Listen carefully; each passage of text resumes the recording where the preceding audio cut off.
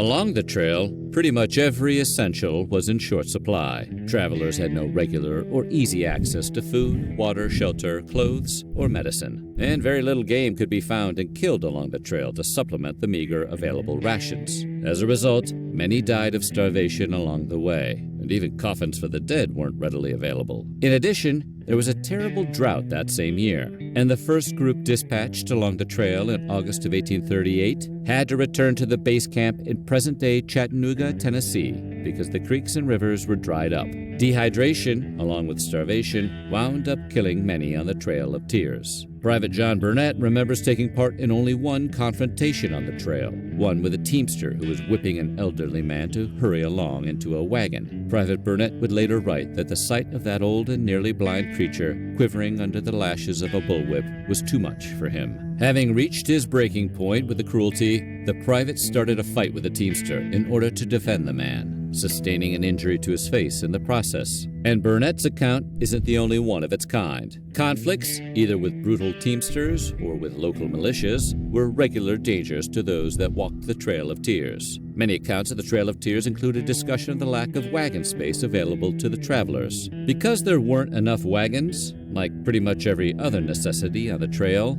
only the very young, the very old, the sick, and nursing mothers were allowed to ride in them. As a result, the majority of those forcibly relocated along the trail were forced to cover 1,000 miles on foot. And if that wasn't bad enough, many were forced to make the walk without shoes. A traveler from Maine happened upon one of the caravans in Kentucky and wrote that even aged females, apparently nearly ready to drop into the grave, were traveling with heavy burdens attached to their back in their bare feet. The route that most Cherokee took west used what is now called the Northern Route, which wound its way through Tennessee, Kentucky, Illinois, Missouri, and Arkansas before reaching Oklahoma. The distance totaled roughly 1,000 miles. The Cherokee anticipated this route taking 2 months for completion. However, as a result of the terrible traveling conditions, meager rations, and illnesses, the journey took nearly 4 months to complete. If you do the math, it means that the travelers had a meager daily mileage of between 8 and 9 miles.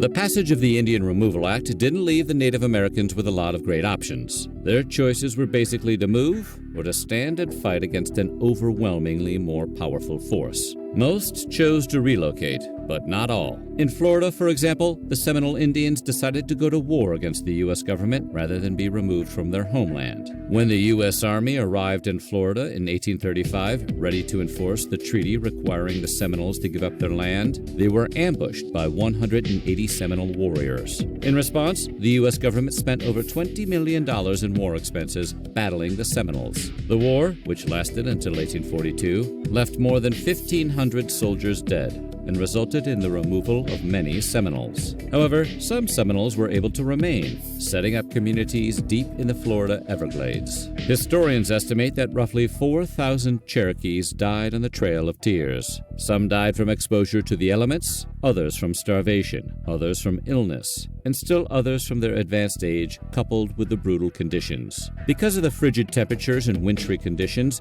those who were buried were interred in shallow graves, with very little ceremony along the way.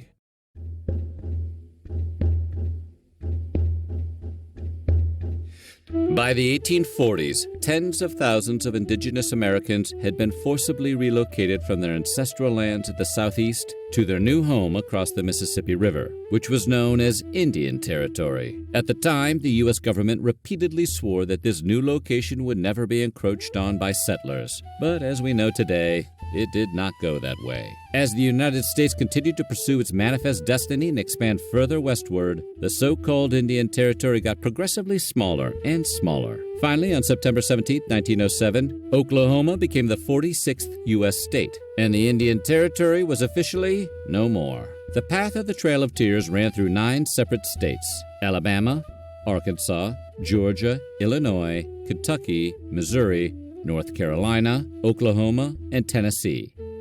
Now known as the Trail of Tears National Historic Trail, the route is maintained and run by the National Park Service. While it is no longer possible to walk the entire trail as it was traveled by Native Americans and African Americans of the 1830s, various portions of the path are still accessible on foot, by bicycle, on horseback, or in a car.